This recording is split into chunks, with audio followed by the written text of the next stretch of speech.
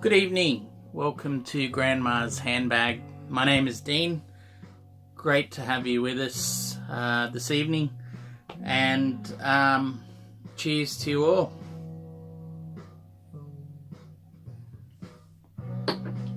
Grandma's little helper this evening again. We got the old classic laddie, Brook laddie. Same as the video before. Alright. Bit of housekeeping. This video is going to be a thread response. So I want to do a couple of shout outs first. I first saw this video, this thread, from a good Aussie mate of mine, if I can call you that, Vinyl Boy Trigger. Now I don't know if you've seen his channel, and I'm pretty sure most of you have, because he's just about everywhere in the BC. It feels like to me anyway. Fantastic channel.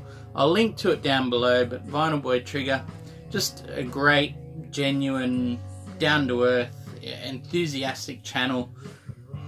Always something good to see, so make sure you check it out. Anyway, he did this video, and he then alerted me to another newish VC member, Jani, from GrungeFinland. And Jani's just got 100 subscribers, and I'm a new one as well, so congratulations, Jani. Really great to hear you've done that, and yeah, what a great idea for a thread. Came across with the idea of showing 7 1990s albums that you probably don't see around on the VC all that often. Well, you don't see a lot of 90s full stop, because as you made a very good point, vinyl mightn't have been all that big. Certainly in the second half, or the second 3/4, or most of the 90s really. So yeah, you mightn't see it on vinyl as much. But anyway, I've got 7 albums. Not all of them are on vinyl, but I definitely want to just highlight a few forgotten gems and things, I think. So just bear with me as well. I've written a few notes, and as usual, I won't be able to read my own handwriting. But anyway, I'll get into this.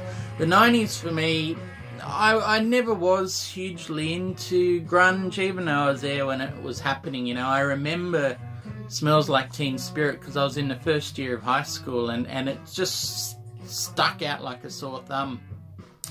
I mean, I remember doing, going to the roll arena for sports, and you'd hear Warrant's Cherry Pie or Mr. Big's To Be With You. So, in the midst of that, with Nirvana's Smells Like Teen Spirit coming in, it just blew us all away, sort of thing. But that said, I never really latched on to music. There were only a few different things there that I was into while it was happening. So yeah, I've come to the 90s from almost an archival or archaeologist perspective. I end up sort of looking, from the 2000s and starting to go back into the history and trying to find what's out there, what was what didn't get the airtime, so yeah, hopefully these will be some there. Now, Jani's last album was Melancholy and the Infinite Sadness, so I won't be showing that, but here's a big one for me, and one of the few ones that I definitely was listening to in the 90s, and it's Smashing Pumpkins' Siamese Dream. Huge album for me. This one, even though I definitely remember Melancholy as being the soundtrack to my final year of high school, this one got me through the first couple of years of uni. It's just gorgeous. The molten, sweet, distorted, just layers upon layers upon layers of distortion. I never thought of this as a grunge record, and I still don't. It's just something that sets it apart. Is it the Chicago thing as opposed to Seattle and the Northwest there? Not sure. Anyway, such a good album. What more to say about it? It's basically the sound of bipolar disorder and depression in a record to me. It's got these, you know, amazing highs like Today, you know, Cherub Rock, and then you've got, you know, the crushing lows. You got Mayonnaise and Silverfuck, Hummer, Rocket. Just such a big album for us for the 90s. And I'll just give you a look at the vinyl for that as well. There you go. One of the splatter orange or pink. It looks more orange to me, I think. Anyway, next one. This was one that I came back to. It wasn't the first album I knew by them. Again, this is on the fringes of grunge, so I guess if there's a theme for what I'm showing tonight, it's distorted guitars that are very 90s but aren't grunge. And to that effect, you've got the debut album for Mercury Rev from 1991, Your Self-Esteem. Great pun in the title there as well. They've got a lot of in-jokes and things like that, but this, you know, on a given day, it's my favourite Mercury Rev record. It's, what could you say? It's definitely on the art rock and noise rock, noise pop bent, so plenty of distorted guitars. You know, but you've got this, at the same time, this real serene flute that floats over the top of those guitars. Really, really good stuff. They actually started out more or less as a student band to soundtrack their own films. So that'll sort of give you an idea of what they're sounding like. But this album itself, it is very, very, what could you say? It's psychotic, schizophrenic sort of album, you know. These beautiful, quiet, serene passages, and then you've just got guitar interjections and insane amounts of noise, distortion and things like that. Really, really good album, worth checking out, even if I'm not selling it on the whole you know, psychotic sort of aspect. They just made albums that sounded really, really good. You'll see there, hopefully anyway, it's saying 35mm film. What Mercury Rev did was actually record on to film as opposed to magnetic. Well, it is magnetic tape, but film tape. So 35mm as opposed to 1-inch film, a little bit wider, and it gives a breathier sound stage, if that makes any sense. Their albums definitely sound a lot more three-dimensional in a way. I don't know how to explain it, but anyway, check it out. Mercury Rev, Your Self-Esteem, 91. Skip forward a year to 92, and again on the fringes of grunge, you've got Caius out of Southern California. I think this is technically their second album, and this is the whole stoner desert rock scene. Now, Jani, if you're a fan of Foo Fighters, I'm sure you've heard of Queens of the Stone Age, and this is you know, the forebears of Queens of the Stone Age. Fantastic stuff. Those heavy guitars, you know, very ingeniously. Well, to me, it was ingenious. Unless, of course, Black Sabbath used to play their guitars through bass amps. I'm not sure. I always thought that was a Caius thing, but I know they could have taken that too. Anyway, look, very interesting album. Lo-fi, lots of you know, down low distorted guitars, and this sort of deep and rolling rhythms. Fantastic stuff. It's what have I got here? You know, you've got Brant Björk, who was on the drums in this band. You got Nick Oliveri, who turned up in Queens of the Stone Age as well. But Björk's kind of the underrated hero here, I reckon. His drums, they just sort of roll on through the soundscape, this really sort of heavy, tub-thumping kind of... The momentum is undeniable. And it's only till later on that I realised there's not a snare drum. I don't think I can remember a single snare drum on the whole album.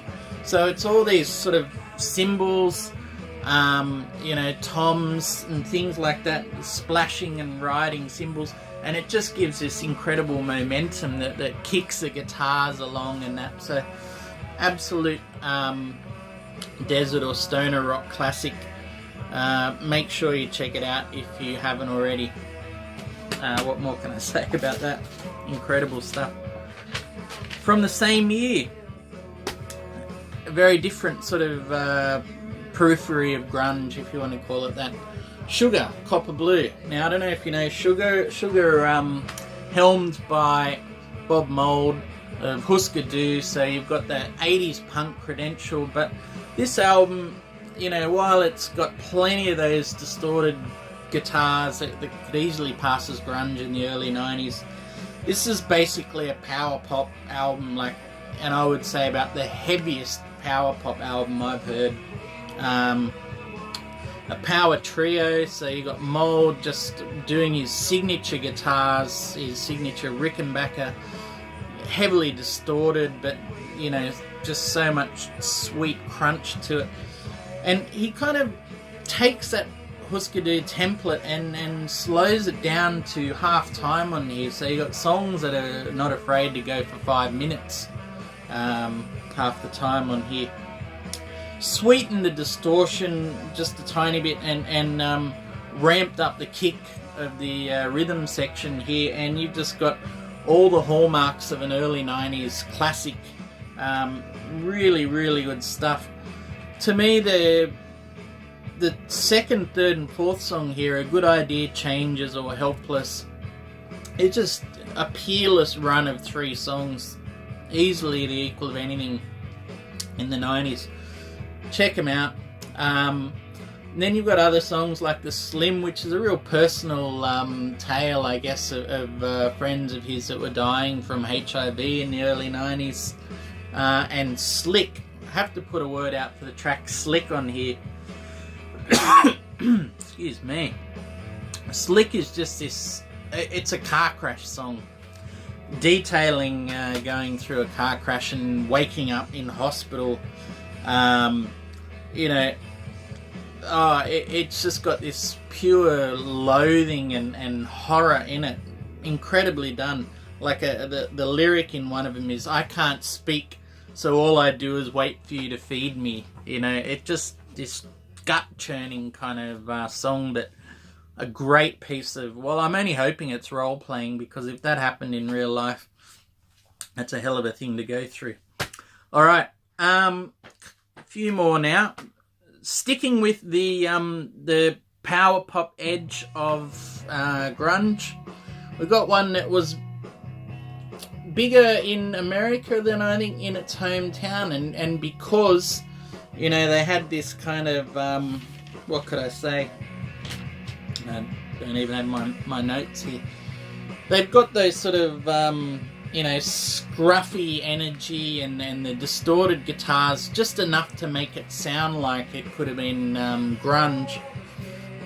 But you start to realise after repeated listens the sweetness in the vocals, the vocal harmonies, you know, and even though there's slacker vibes throughout the whole of this album, very 90s feeling, you know, they're not even afraid to put in a couple of low-key, stretched out guitar solos and things like that. British band. Look, this is a real 90s classic. One or two people at the time in 91, I think this came out, put this as a better album than Nevermind. I'm not going to debate that. There's no winners in that. But this album, I think, just, it still stands a test of time to me. Beautiful stuff. The concept, with one of the greatest opening lines ever of a song. She wears denim wherever she goes, says she's going to get some records by the status quo. What more needs to be said? You got beautiful short songs like What You Do to Me, Metal Baby, Star Sign, great songs, and then Alcoholiday. it just gets me every time. That kind of, you know, self-doubt and yeah, it just incredible. If you haven't heard it, pick it out, have a listen. Great stuff. Okay, a couple more now. This one, I don't know if this is anywhere close to grunge or anything, but 1990, Loop, A Gilded Eternity. This one is out of England, and it's very much on the late 60s, 70s psychedelia. You've got a big can vibe.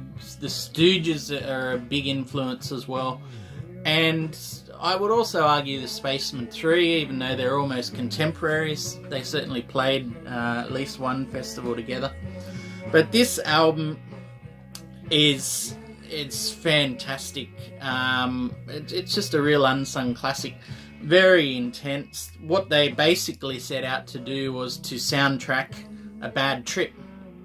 And boy, did they get it right on this one. It's dirgy, drony, it's repetitive songs, the guitars and the whole riffs, it's all very cyclical, you know. And yet you've still got these jarring beats, this coruscating, this sandpaperish guitar, hellish sort of vocals, almost like they're trapped at the bottom of a well. You know, it's to the point where I can't even pick a song on here that really is any better than another. They all tend to blend into this kind of nightmare album. Incredible. I really love this album, but it's not for everyone. As simple as that. I mean, after this album, the lead singer and guitarist Robert Hampson basically thought he could go nowhere else with a guitar and ended up more or less phasing it out and putting it aside for 20 years to work on synths, because that was pretty much the final statement. Now, I don't know how true that is, but in a way, you could see texturally what he was doing with the guitar on this album, and you know, using it in that sense that later on he felt, you know, I can do it with synths and things like that. So, yeah. What else can I say? It's a great album. Would I pick a song on here? Look, I can't even pick a song. Afterglow, give that a try. Be Here Now is another good one. Loop, A Gilded Eternity. Alright, and the last one we've got is what's actually playing at the moment. I thought I'd bring it home to something local, and this is a Australian album, Sandpit on Second Thought, from 1998. Now, just wanted to highlight this as a lovely, unassuming album. You know, it's very austere and simple, and all the better for it. You know, they basically, as a band, they only put out one album, 2 or 3 EPs that were collected up into a second album of odds and ends, effectively. For Australian fans, the bass player went on to be nabbed by Something for Kate. So there's similarities in sounds there to an extent. If you wanted to put influences in there, it's very influenced by Archers of Loaf and Polvo, that sort of angular North Carolina, you know, I don't know if it's post-grunge scene or what, but that sort of sound, Afghan wigs to a point as well. But this is just beautifully made, and you've just heard the end of the last song there, I Positively Hate You Now, which I don't, that's just the name of this song. Anyway, it's yeah, beautifully made, trio, simply recorded, very little extra ornamentation or instrumentation than guitar, bass, drums, and yeah, that just heartfelt, beautiful, angular guitars. Just the right amount of crunch and distortion, judiciously used, not overused or nothing histrionic about it. And it really, really stands the test of time. If I'm going to choose a song to look out for, look up Along the Moors, Helicopters, Greater Expectations. There's a couple of them there you could probably try. I'll see if I can find a link for these anyway. But there is a 90s Australian grunge influenced post-grunge minor classic for mine. Anyway, thank you again so much everyone for tuning in. Please, if you've got any comments on these albums, or if there's any others you want to put forward yourself for a thread response, would love to see them. Let us know if you're going to do that as well. It's obviously not a thread I'm starting, but anyway, yes. And I think that's about it from me. Have a good one, and I will talk and see you soon.